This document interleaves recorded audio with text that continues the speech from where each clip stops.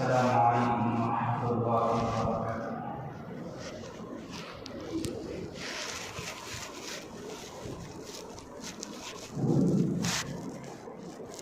الحمد لله نحمده ونستعينه ونستغفره ونؤمن به ونتوكل عليه ونعوذ بالله من شرور أنفسنا ومن سيئات أعمالنا من يهده الله فلا مضل له ومن يضلله فلا هادي له ونشهد أن لا إله إلا الله وحده لا شريك له ونشهد أن سيدنا وسندنا وحبيبنا ومولانا محمدا عبده ورسوله. أما بعد فقد قال الله تبارك وتعالى في القرآن المجيد: أعوذ بالله من الشيطان الرجيم. بسم الله الرحمن الرحيم. سبحان الذي أسرى بعبده ليلا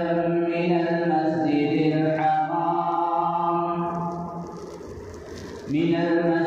الحرام إلى المسجد الأقصى الذي باركنا حوله لنريه من آياتنا إنه هو السميع البصير. وقال تعالى في مقام آخر: ما ضل صاحبكم وما غوى وما ينطق عن الهوى إن هو إلا وحي يوحى علمه شديد القوى ذو مرة فاستوى وهو بالأفق الأعلى ثم دنا فتدلى فكان قاب قوسين أو أدنى فأوحى إلى عبده ما أوحى. وقال النبي صلى الله عليه وسلم: اطلعت الجنة فرأيت أكثر أهلها الفقراء واطلعت النار فرأيت أكثر أهلها النساء. وقال عليه الصلاة والسلام: يقول الله تبارك وتعالى: يا محمد إنه لا يبدل القول لدي وما أنا بظلام للعبيد. إنه لا يبدل القول لدي وإن لك بهذه الخمس 50 أو كما قال رسول الله صلى الله عليه وسلم: آمنت بالله صدق الله العلي العظيم وصدق رسوله النبي الكريم ونحن على ذلك من الشاهدين والشاكرين والحمد لله رب العالمين.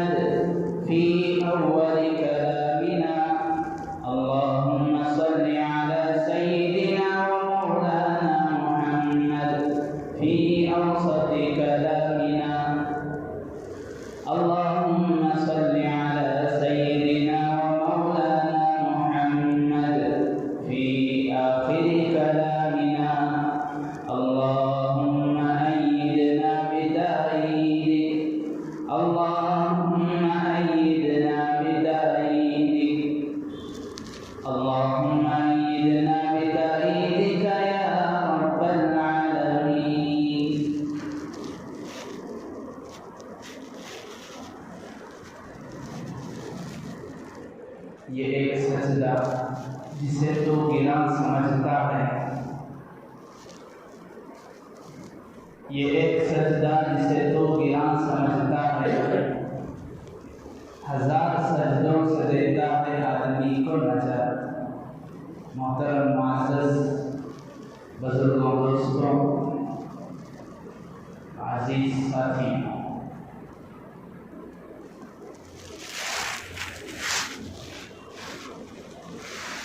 اللہ تبارک و تعالیٰ نے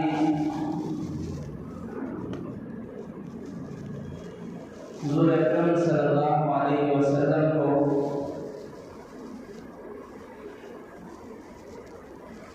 جب نبی بنایا تو اس وقت بعض کفار قریش یہ کہنے لگے ما لهذا الرسول يأكل الطعام ويمشي في الأسواق، ارے ایسا شخص کیسے نبی ہو سکتا ہے جو ہمارے ساتھ اڑتا ہے، بیٹھتا ہے، کھاتا ہے، پیتا ہے، ہماری طرح بازار میں بھی آتا ہے، چلتا پھرتا ہے، ایسا شخص نبی کیسے ہو سکتا ہے؟ بعضوں نے کہا کہ جادوگر نے، بعض کفار، بعض قریش، بعض منکرین یہ کہنے لگے مجنون، نعوذ باللہ آپ پاگل ہیں۔ اس طرح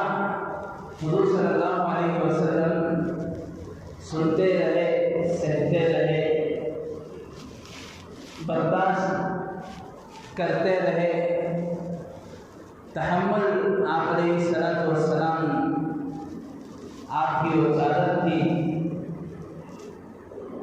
ہر کوئی اپنے الگ الگ انداز سے، الگ الگ الفاظ سے برا بھلا کہتا، تو اللہ تبارک و تعالیٰ نے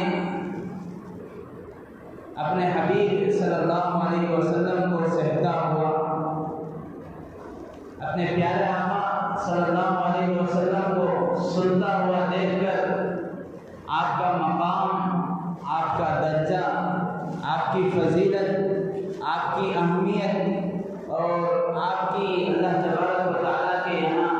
کتنا بڑا اور بلند مقام ہے، اس بات کو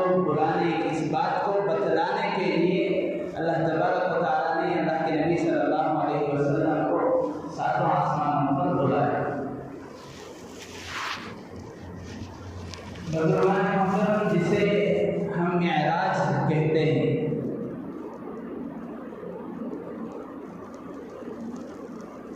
سب سے پہلے تو یہ سمجھ لینا چاہیے کہ معراج حضور صلی اللہ علیہ وسلم کا ایک معجزہ ہے۔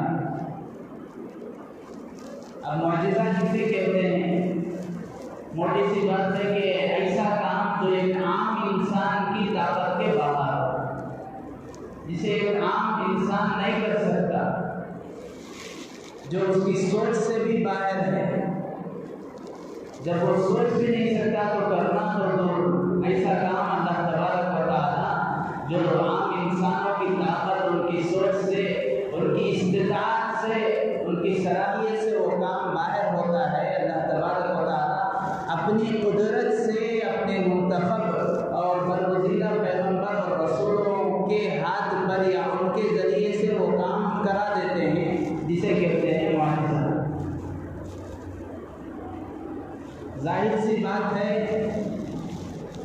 ایک ہی رات میں مکہ المکرمہ سے مدینہ طیبہ جانا، پھر وہاں سے مسجد اقصیٰ جانا ملک شام، پھر وہاں سے 7 آسمانوں کا سفر، پھر وہاں سے 7 آسمانوں کے اوپر جنت جہنم کا سفر، معائنہ، عذابات کا معائنہ، پھر وہاں سے واپسی بیت المقدس کی طرف، پھر وہاں پر انبیاء علیہ السلام کی امامت کرنا، پھر وہاں سے واپس مکہ المکرمہ آنا، صرف ایک رات میں اتنے ہزاروں اربوں کروڑوں کلومیٹر کا سفر طے کرتے ہوئے آنا، یہ انسانی طاقت کے باہر ہے۔ اسی لیے اس کو حضور صلی اللہ علیہ وسلم کا معجزہ کہا گیا ہے۔ ویسے تو حضور صلی اللہ علیہ وسلم کے معجزات کی بھی تعداد بعض علماء شمار کرائی، حضور صلی اللہ علیہ وسلم کے 300 معجزے ہیں، بعض نے کہا 330 ہیں، بعض نے کہا 35، بعض نے کہا 340، اور بعض نے کہا کہ آپ علیہ السلام کی زندگی ہی سراپا معجزہ ہے، آپ علیہ السلام کا دنیا میں آنا سراپا معجزہ ہے۔ بعض نے کہا حضور صلی اللہ علیہ وسلم کے معجزات یعنی وہ کام جو ایک عام انسان کے بس کے باہر ہے، ایسے کام حضور علیہ السلام کے ذریعے اللہ تعالیٰ نے کرا ہے، یہ ان گنت ہیں، ان کی تعداد نہیں ہے۔ اسی لیے علماء نے فرمایا کہ حضور صلی اللہ علیہ وسلم آپ کا دن، آپ کی رات، آپ کی خلوت، آپ کی جلوت صحابہ میں ہے، آپ تنہا ہیں، گھر والوں کے ساتھ ہیں، آپ دوستوں کے ساتھ ہیں، آپ بچوں کے ساتھ ہیں، آپ دن کے اوقات میں مسجد میں ہیں، رات کے اوقات میں بستر میں ہیں، دن اور رات کا ہر پل ہر آن حضور صلی اللہ علیہ وسلم کا معجزہ تھا۔ اس لیے کہ حضور صلی اللہ علیہ وسلم کو اللہ تعالیٰ نے جو نبوت دی 40 سال کے عرصے میں، اب آپ علیہ السلام کو نبوت ملنے کے بعد، آپ نبی اور رسول بنائے جانے کے بعد مکے میں تھے 13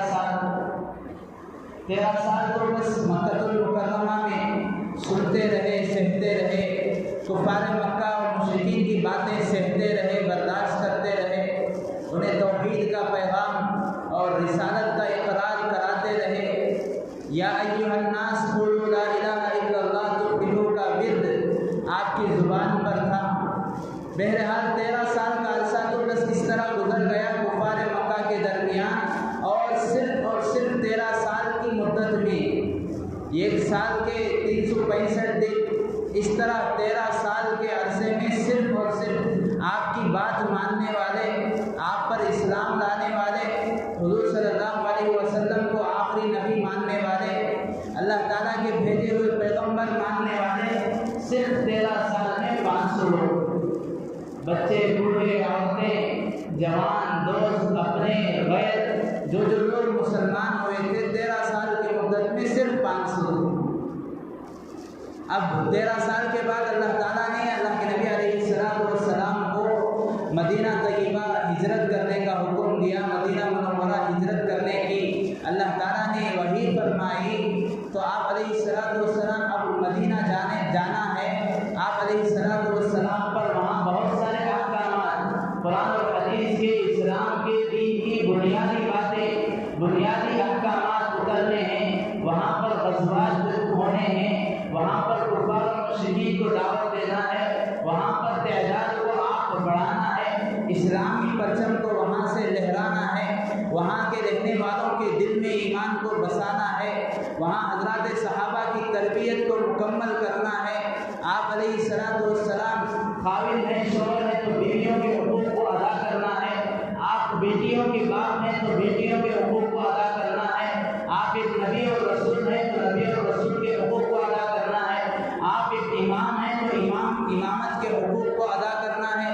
آپ کسی کے دوست ہیں تو دوستی کے حقوق کو بتلانا ہے، آپ کس طرح زندگی گزارتے تھے، کس طرح گزارنا چاہیے، اس کی بھی آپ نے رہبری کرنا ہے۔ الغرض آپ کا شب و روز مدینہ جانے کے بعد صرف 10 سال کا عرصہ آپ مدینہ جانے کے بعد باحیات رہے، 40 سال سے لے کر 53 سال کی عمر تک، 50 پر 3 سال کی عمر تک آپ مکے میں رہے نبوت ملنے کے بعد، 53 سال سے لے کر 63 سال تک آپ علیہ السلام مدینہ طیبہ میں رہے۔ یہ 10 سال کی مدت میں آپ علیہ السلام کو اتنے سارے کام تھے، آپ علیہ السلام پر اتنا سارا بوجھ گویا کہ تھا، اللہ تبارک و تعالیٰ نے تسلی کے طور پر آیت نازل فرما دی، لعلک باخع نفسک علی آثارہم، آپ اپنے آپ کو اتنا بوجھ محسوس مت کرو، آپ اپنے آپ پر اتنی ذمہ داری مت ڈالو کہ تم اپنی جان کو کھو بیٹھو، تم اپنے آپ پر اتنی مشقت نہ ڈالو، نہ جھیلو کہ تمہاری جان پریشانی میں پڑ جائے، تمہاری صحت پریشانی میں پڑ جائے، تمہارے جسم میں کوئی بیماری نہ آ جائے، تم اتنی مشقت نہ جھیلو، اس لیے کہ آپ دوست ہیں تو اس کے بھی حقوق ادا کرنے کی فکر تھی، آپ دن میں صحابہ کے ساتھ ہیں، صحابہ کی تربیت حدیثیں بھی بیان ہو رہی ہیں، وحی بھی اتر رہی ہے، صحابہ کی جماعت کو روانہ بھی کیا جا رہا ہے۔ ایک صحابہ کی جماعت وہیں پر بیٹھی ہے، وہیں پر آپ علیہ السلام ان کی تربیت کر رہے ہیں، انہیں تعلیم دے رہے ہیں، انہیں تصوف سے آراستہ کر رہے ہیں، انہیں تبلیغ کی ہدایت کو اصول سمجھا رہے ہیں۔ وہیں پر ایک مدرسہ لگا ہوا ہے، صفہ مدرسہ جسے کہا گیا، آپ علیہ السلام اس میں بھی مصروف ہیں۔ گھر آتے ہیں، بیویوں کے حقوق بھی ادا کر رہے ہیں، پھر روزانہ اپنے ازواج مطہرات میں سے ایک کے گھر ایک باری طے کرتے ہیں، اور آپ علیہ السلام بچوں کے بھی حقوق بتا رہے ہیں۔ آپ اولاد کو والدین کے حقوق بتا رہے ہیں، والدین کو اولاد کے حقوق سمجھا رہے ہیں، دوست کو دوستی کے حقوق بتا رہے ہیں، خاوند کو بیوی کے حقوق، بیوی کو خاوند کے حقوق۔ اتنے سارے کام آپ علیہ السلام نے صرف اور صرف 10 سال میں کیے ہیں۔ اسی لیے کہا گیا کہ آپ علیہ السلام کی ساری زندگی ہی معجزہ ہے۔ اب ہم سوچیں کہ ہمارے 10 سال تو صرف کسی بھی کام میں جمنے میں لگ جاتے ہیں۔ آدمی کوئی کام شروع کرتا ہے، کوئی تجارت شروع کرتا ہے، کوئی بزنس میں نیا ہاتھ ڈالتا ہے، اس میں شروعات کرتا ہے، تو اسے جمنے اور اس میں سنبھلنے کے لیے 8-10 سال نکل جاتے ہیں۔ 8-10 سال ہمارے لیے معمولی ہو گئے، لیکن وہی 10 سال کی مدت میں آپ علیہ السلام نے گویا کہ اپنی ساری نبوت، آپ علیہ السلام نے سارے پیغامات، سارے احکامات، وہی قرآن، حدیث، حضرات صحابہ کی تربیت، مکہ المکرمہ کو فتح کرنا، سارے عالم میں اسلام کو پھیلانا، سارے عالم میں قرآن کا پیغام پھیلانا، سارے عالم میں حدیث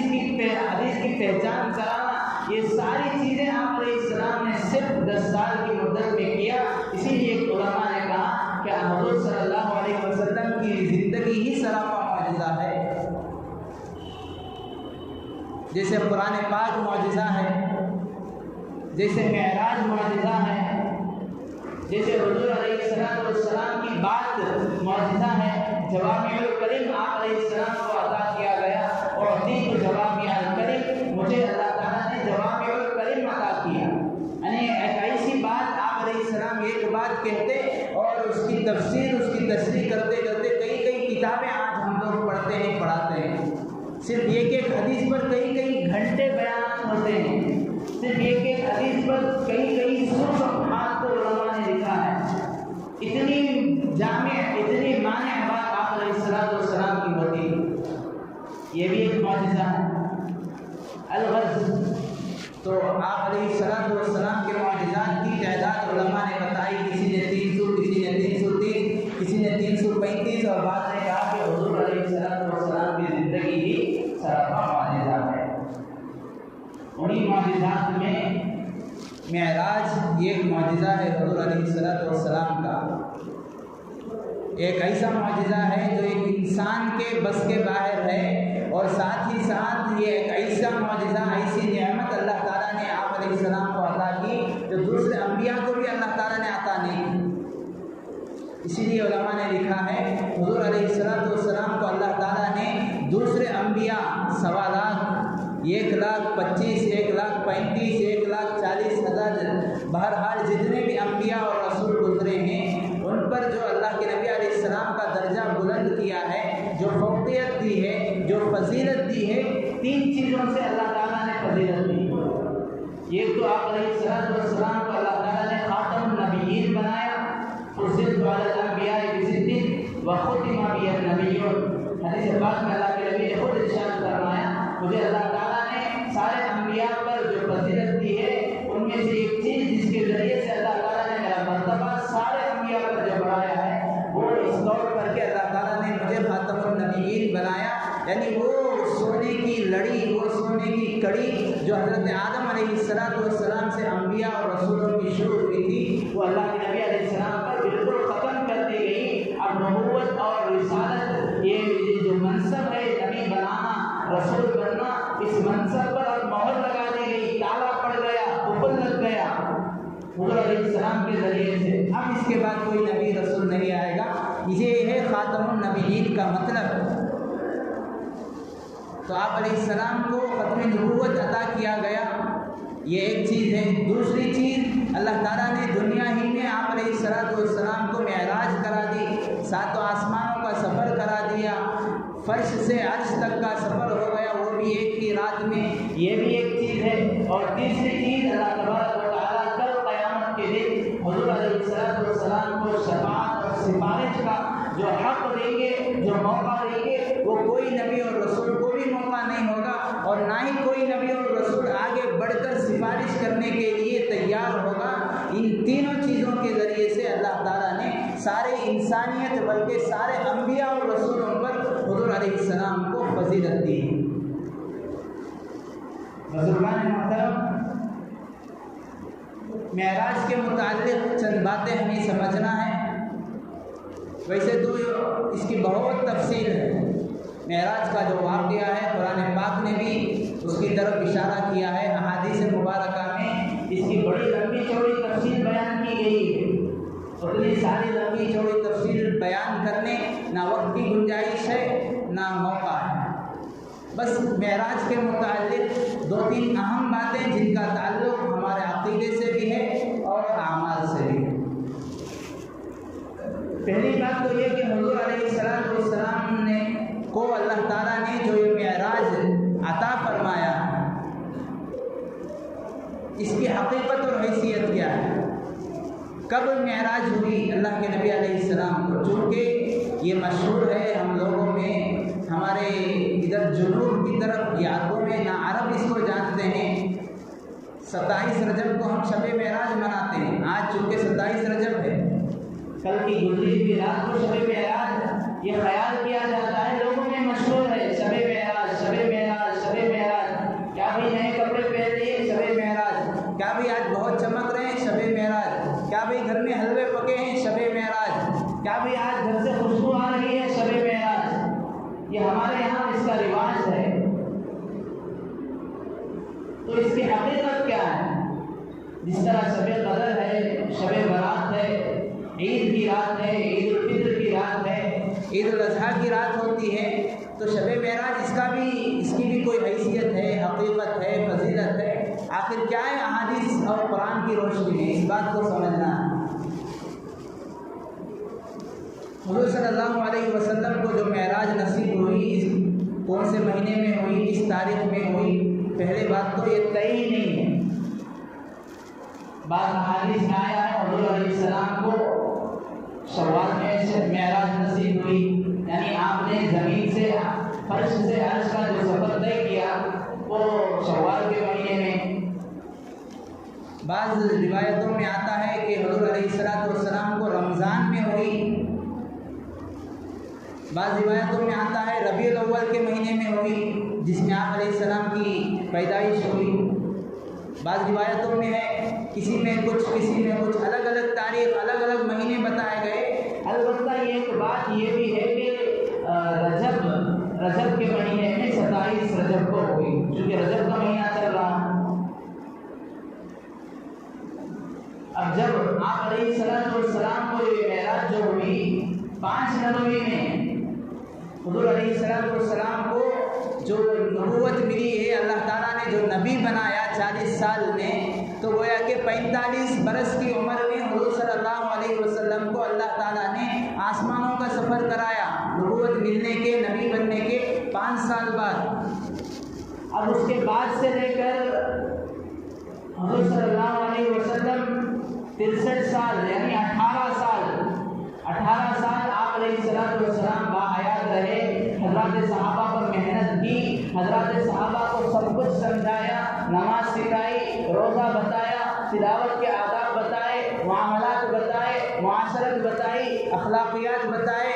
لین دین کے اصول کیا ہیں، تجارت کے ضابطے کیا ہیں، حلال کیا ہے، حرام کیا ہے، ماں باپ کے حقوق کیا ہیں، بیوی بچوں کے حقوق کیا ہیں، اللہ کے راستے کے فضائل کیا ہیں، اللہ کے راستے میں مشقت جھیلنے کے فضائل کیا ہیں، مال کہاں پر خرچ کرنا ہے، کب خرچ کرنا ہے، کتنا خرچ کرنا ہے، مال کی زکوٰۃ کس طرح دینی ہے، مال کے صدقہ کس طرح دینا ہے۔ اللہ کے راستے میں مال کا صرف صدقہ اور زکوٰۃ نہیں بلکہ کبھی عطیہ بھی دیا جاتا ہے، ہدیہ بھی دیا جاتا ہے، ہبہ بھی کیا جاتا ہے۔ ایسے بہت سارے احکامات قرآن پاک کے، دین کے، اسلامی شریعت کے حضور علیہ السلام نے بتائے، لیکن کبھی موقع ایسا نہیں آیا، کبھی کوئی تاریخ ہمیں حدیث اور قرآن کی نہیں ملتی کہ آپ علیہ السلام نے صحابہ کو بلایا ہو اور اپنے پاس بٹھایا ہو، سمجھایا ہو کہ صحابہ آؤ، میں نے 5 نبوی میں نے نبوت ملنے کے 5 سال بعد اللہ تعالیٰ نے مجھے رجب میں بلایا تھا آسمانوں پر،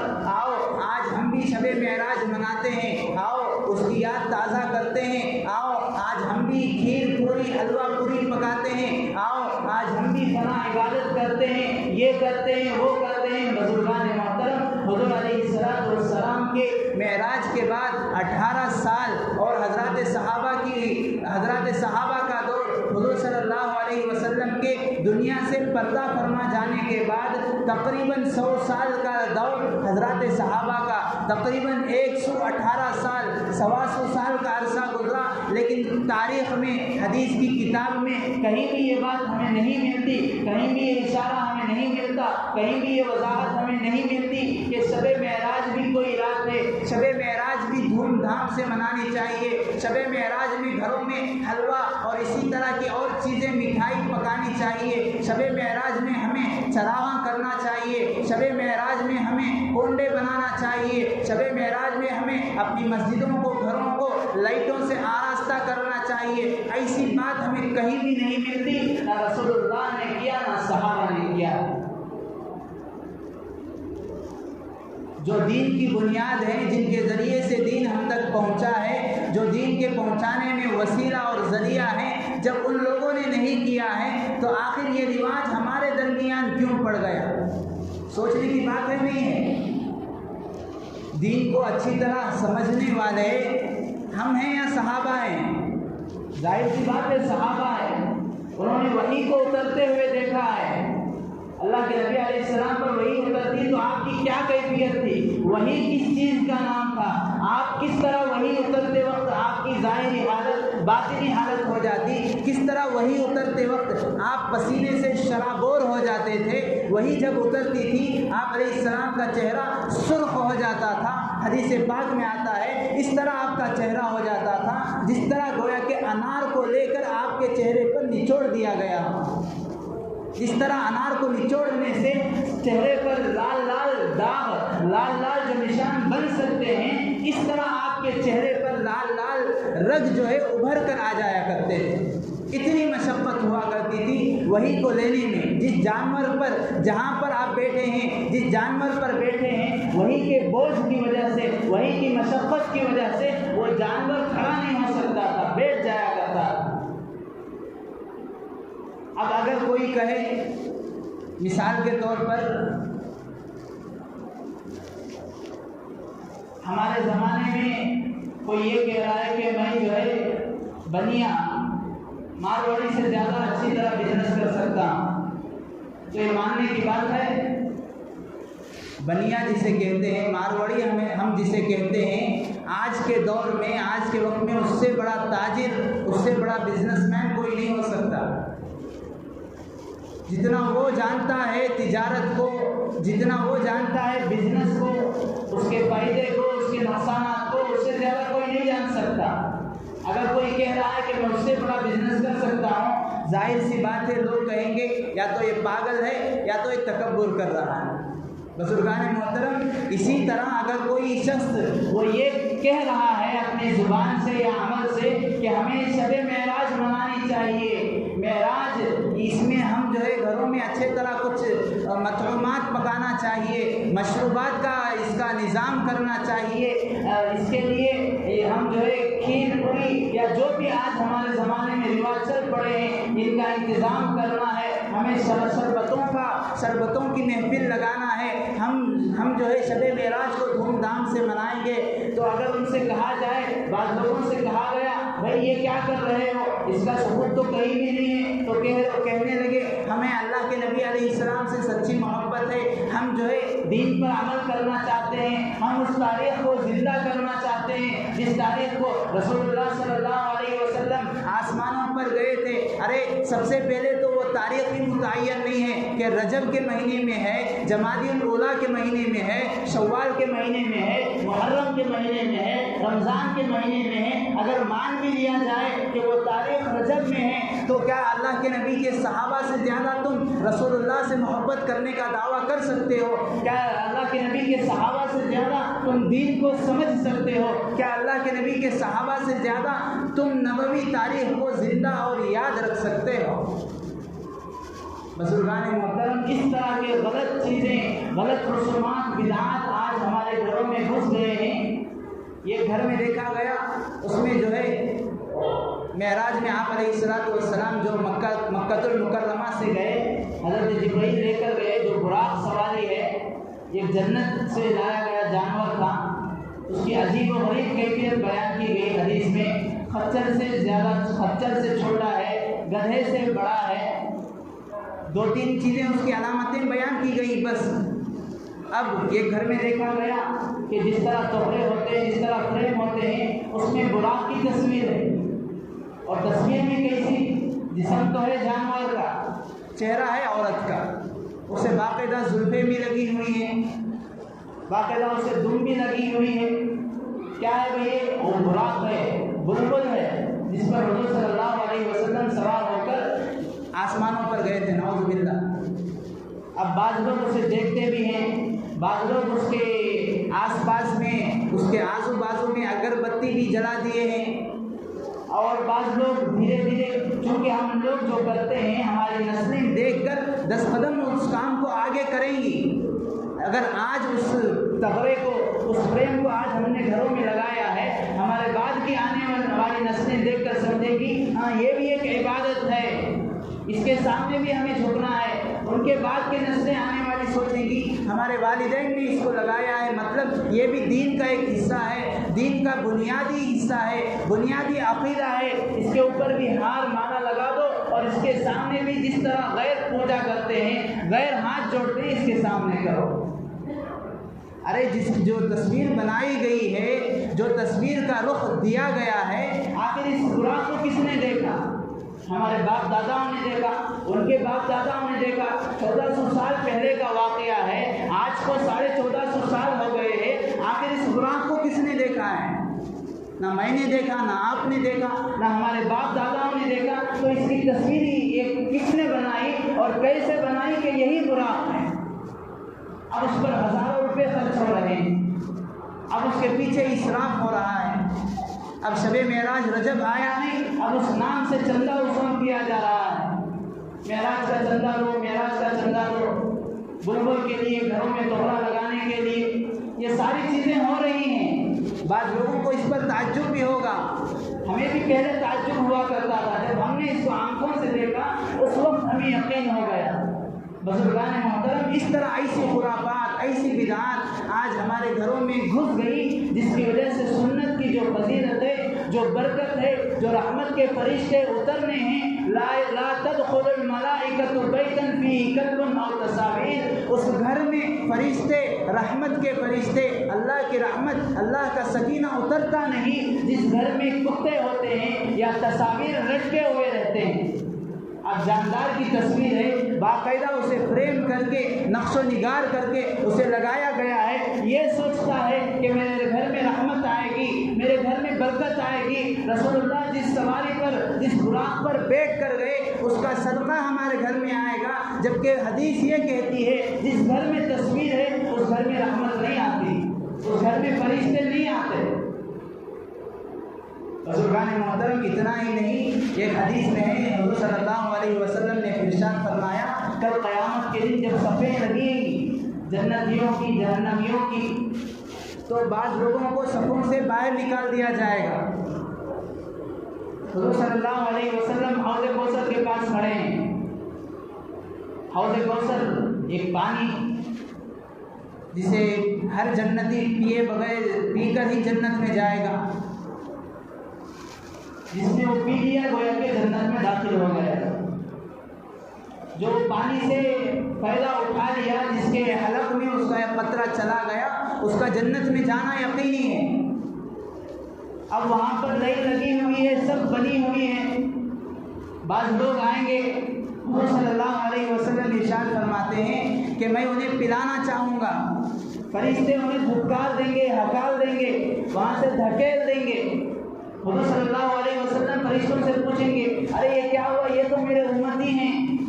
ارے میں انہیں جانتا ہوں، میں انہیں پہچانتا ہوں، یہ میرے ماننے والے ہیں، یہ اللہ کی عبادت کرنے والے ہیں، اللہ کے سامنے سر جھکانے والے ہیں، مسلمان گھرانے میں پیدا ہوئے ہیں۔ اللہ کے نبی علیہ السلام کو کہا جائے گا انک لا تعلم ما احدثوا بعدک، او کما قال، آپ نہیں جانتے یا رسول اللہ، آپ کے دنیا سے چلے جانے کے بعد ان لوگوں نے کیا کیا دین میں نئی خرافات، نئی چیزیں، نئی بدعتیں، نئی رسمیں ایجاد کر دی ہیں، آپ نہیں جانتے۔ انہی رسموں کی وجہ سے، انہی کرتوتوں کی وجہ سے، انہی بدعتوں کی وجہ سے، ان نئی نئی خرافات کی وجہ سے آج انہیں حوض کوثر کے پانی سے محروم کیا جا رہا ہے۔ بزرگان محترم، اس لیے ہمیں یہ سمجھنا ہے، اس کا تعلق ہمارے عقیدے سے ہے۔ شب معراج کی کوئی حقیقت نہیں ہے، کوئی حیثیت نہیں ہے۔ اسی لیے علماء نے کہا کہ بعض لوگ شب معراج کی رات، یعنی آج 27 رجب ہے تو کل کی رات بہت سارے لوگ گھروں میں جاگتے ہیں، بہت سارے پکوان پکاتے ہیں، اس کی بھی کوئی حقیقت نہیں، کوئی حیثیت نہیں ہے۔ بہت سارے لوگ نمازیں پڑھتے ہیں کہ اس رات میں جاگ کر نمازیں پڑھنا ثواب ہے۔ بہت سارے لوگ آج کے دن کا روزہ رکھتے ہیں سنت سمجھ کر۔ علماء نے لکھا ہے یہ بدعت ہے۔ اب بعض لوگ اشکال کرتے ہیں حضرت کیا ہو رہا ہے، روزہ ہی تو رکھ رہے نا، کیا ہو رہا ہے، نماز ہی تو پڑھ رہے نا، کوئی گناہ تو نہیں کر رہے۔ بزرگان محترم، دین منمانی کا نام نہیں ہے، دین تو اتباع کا نام ہے۔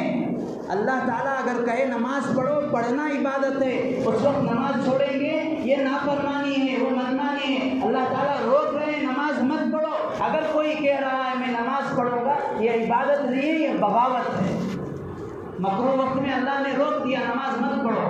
روزہ رکھو، اللہ نے حکم دیا روزہ رکھو رمضان بھر، یہ عبادت ہے۔ اگر کوئی شوق میں آ گیا، جذبے میں آ گیا، جنون اڑ گیا، میں عید کے دن بھی روزہ رکھوں گا، حرام ہے، ناجائز ہے، اس وقت روزہ رکھنا علماء نے ناجائز کہا ہے۔ اب اسے کہیں گے یہ اللہ کا بندہ نہیں ہے، یہ تو نفس کا پجاری ہے۔ جب اس کے من نے کہا روزہ رکھ لیا، جب من نے کہا حلوے پکا لیا، جب من نے کہا رات میں عبادت کر لی، جب من نے کہا روزہ رکھ لیا، دن میں روزہ رکھ لیا۔ اگر رات میں عبادت کرنی ہے، ہر رات عبادت کریں، جتنا ہو سکے عبادت کریں۔ فجر کی نماز باجماعت پڑھو اور عشاء کی نماز باجماعت پڑھو، رات بھر عبادت کرنے کا ثواب ہے۔ اللہ کے نبی علیہ الصلوۃ والسلام رجب کا مہینہ شروع ہوتا تو دعا فرماتے اللہم بارک لنا فی رجب و شعبان، اے اللہ رجب میں برکت دے، شعبان میں برکت دے، بلغنا رمضان، رمضان تک پہنچا دے۔ پتہ نہیں کہ میری سانس ابھی چل رہی ہے، مجھے بھروسہ نہیں ہے، میں ایک سلام پھیرتا ہوں، دوسرے سلام پھیرنے کا بھروسہ نہیں ہے۔ بہت سارے موقعوں پر آپ علیہ السلام نے تیمم کر لیا۔ صحابہ نے پوچھا یا رسول اللہ پانی تو ہے، ادھر ہی تو پانی مل رہا ہے، آپ نے تیمم کر لیا، کیا بات ہے، آپ تو وضو کر کے نماز پڑھتے ہیں۔ رسول اللہ صلی اللہ علیہ وسلم کہنے لگے میرے صحابہ مجھے معلوم نہیں ہے، مجھے یقین نہیں ہے کہ میں یہاں سے وہاں تک چل کر جاؤں، وضو بناؤں اور نماز پڑھ سکوں، اتنا بھی یقین نہیں ہے، اس لیے میں نے جلدی میں تیمم کر لی اور نماز پڑھ لی۔ یا اللہ مجھے بھروسہ نہیں ہے کہ میں رمضان تک جیوں گا، رمضان تک میری سانس رہے گی، مجھے بھروسہ نہیں ہے، تو مجھے رمضان تک پہنچا دے۔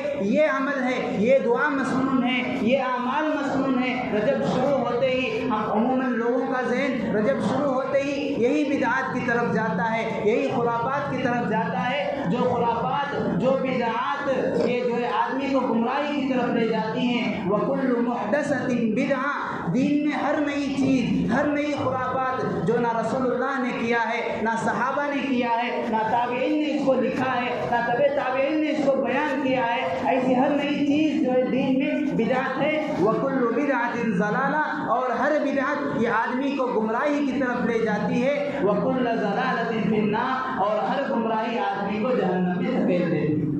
اس لیے ایک عمل تو یہ ہے کہ اس میں کوئی عمل آج کی رات یا آج کے دن میں روزہ رکھنا کوئی ضروری نہیں ہے۔ آدمی رکھ لیا، رجب کا مہینہ آپ شروع فرماتے تو آپ علیہ السلام زیادہ سے زیادہ روزے رکھتے، شعبان کا مہینہ آتا زیادہ سے زیادہ روزے رکھتے، لیکن آپ علیہ السلام نے فرمایا صحابہ تم میری طرح مت کرو، اس لیے کہ میں روزہ رہتا ہوں تو میں اللہ کے نبی علیہ السلام مسلسل روزے رکھنے سے منع فرمایا۔ آپ نے فرمایا صحابہ اس چیز میں میری اقتدا مت کرو، میں روزہ رکھتا ہوں تو میرا اللہ مجھے کھلاتا پلاتا ہے، اس لیے رجب میں روزے رکھو، نوافل روزے رکھو، شعبان کے شروع میں نوافل روزے رکھو، لیکن آخر میں تم تندرستی کے اور صحت کے قوت کے اسباب اپناؤ تاکہ رمضان کے مہینے میں روزے رکھ سکو۔ یہ اعمال، یہ فرمان، یہ ارشادات نبوی آپ علیہ الصلوۃ والسلام کے مسنون ہیں رجب کے مہینے میں، شعبان کے مہینے میں۔ دوسری بات، آپ جب معراج کو گئے تھے، آپ علیہ الصلوۃ والسلام کو معراج کا جانا یہ یقیناً طے شدہ ہے، بات ہے، لیکن کس تاریخ میں گئے، کون سے مہینے میں گئے یہ تو پتہ نہیں ہے، البتہ کیوں گئے تھے یہ بات تو معلوم ہے۔ ایک حدیث پاک میں آپ علیہ السلام نے ارشاد فرمایا، مجھے اللہ تبارک و تعالیٰ نے معراج میں 3 تحفے عطا کیے۔ اللہ تبارک و تعالیٰ سے جب رسول اللہ کو ہم کلامی کا شرف ملا، ایسے جگہ ایسے مقام پر گئے، 7 آسمانوں سے اوپر گئے، اور اس سے بھی آگے سدرۃ المنتہا ایک بیری کا درخت، وہاں پر رک کر جبرائیل عرض کرنے لگے، یا رسول اللہ اس سے آگے اگر میں جاؤں گا تو میرے پر جل جائیں گے، میں آگے نہیں جا سکتا۔ حضور علیہ الصلوۃ والسلام آگے گئے، میان عاشق و معشوق رمزیس کرامن کاتبین را ہم خبر نیست، آپ علیہ السلام کو اللہ تعالیٰ سے ہم کلامی کا شرف ہوا، آپ علیہ السلام نے اللہ تعالیٰ سے باتیں کی، راز و نیاز کی باتیں ہوئی، وہ کیا باتیں ہوئی تو وہ تو معلوم نہیں ہے، وجہ یہ کہ ایک عاشق اور معشوق کے درمیان ایسے اشارات ہوتے ہیں، ایسی باتیں ہوتی ہیں، وہ انسان کے ساتھ لگے ہوئے کرامن کاتبین کو بھی پتہ نہیں چلتے۔ البتہ آپ نے فرمایا معراج میں اللہ نے مجھے 3 تحفے عطا کیے ہیں، واپسی کے وقت ان میں سے ایک تحفہ ہے وہ نماز ہے، اسی لیے فرمایا گیا الصلاۃ معراج المؤمنین، نماز یہ مومنین کی معراج ہے۔ علماء نے ایک عجیب نقطہ بیان فرمایا، آدمی نماز میں ہوتا ہے، نماز میں جو 2 سلام پھیرنے کا حکم دیا گیا، ایک سلام دائیں طرف پھیرتا ہے تو یہ نیت کرنا چاہیے، مسئلہ یہ ہے کہ اگر وہ اکیلا نماز پڑھ رہا ہے تو یہ نیت کرے کہ اے اللہ دائیں طرف جو فرشتے ہیں، جو لوگ ہیں